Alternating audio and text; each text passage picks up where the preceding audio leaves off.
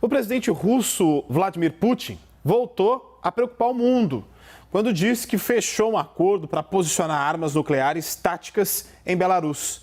Vamos conversar com a Priscila Yazbek, que está de volta aqui com a gente e vai trazer mais informações a respeito disso. A gente acompanhou desde o início do conflito que Belarus, é um aliado de primeira hora de Putin nesse conflito e também do leste europeu.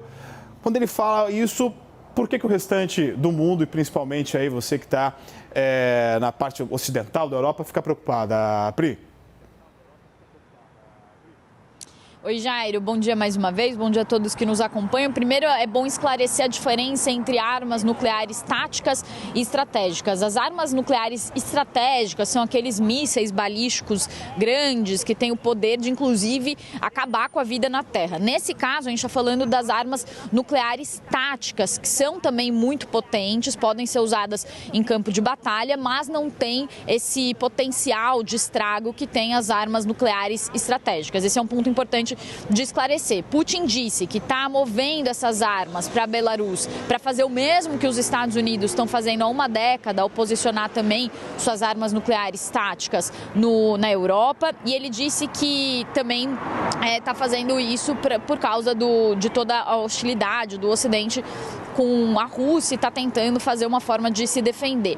Os analistas estão avaliando essa mudança, esse movimento, como uma fraqueza de Putin. Dizem que Putin pode estar fazendo isso usando uma ameaça nuclear, porque quando ele fala a palavra nuclear, o mundo todo presta atenção, para esconder que está com medo de perder a guerra. Isso por causa de 3 pontos. A guerra por ar está avançando contra a Ucrânia, mas a guerra por terra não está sendo tão bem sucedida quanto esperado. O segundo ponto é que o encontro de Putin com Xi Jinping não foi tão bem sucedido também quanto o esperado. Houve alguns acordos, mas não na magnitude que se esperava. E o terceiro ponto também é a questão do mandado de prisão do Tribunal Penal Internacional, que condenou então Vladimir Putin por crimes de guerra. Aí tem alguns institutos que estão se posicionando de formas diferentes. O Instituto para o Estudo de Guerra, que foi consultado pela Reuters, disse que o risco de uma escalada para uma guerra nuclear é extremamente baixo. Disse que Putin sempre ameaça usar armas nucleares, mas não tem, de fato,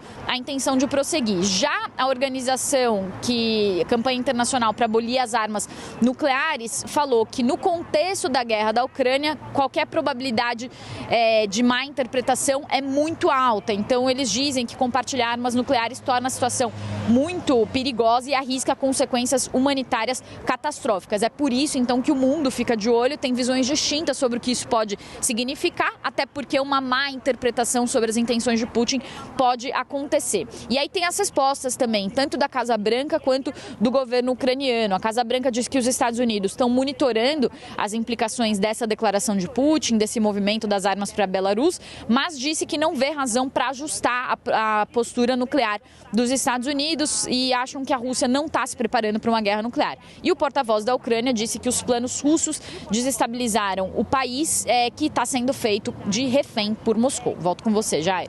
Priscila, eu tenho mais uma pergunta para você, porque o Putin também falou sobre a China hoje, né? Ele disse que os dois países não estão criando uma aliança militar. Conta pra gente.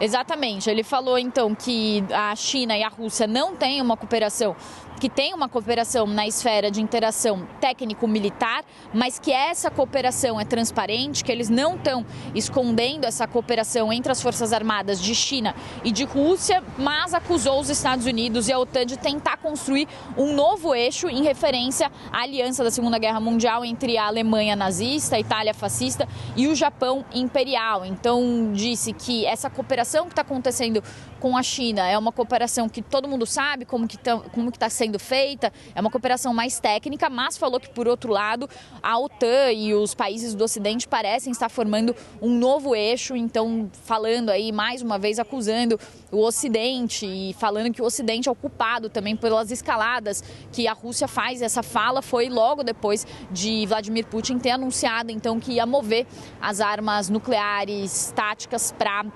a Belarus, que é um passo aí, que foi considerado uma escalada da questão nuclear para um maior nível desde a invasão da Rússia à Ucrânia há 13 meses. Volto com você, Jairo. Valeu, Priscila. Muito obrigado pelas suas informações. Pri Yazbek, ao vivo, direto de Paris.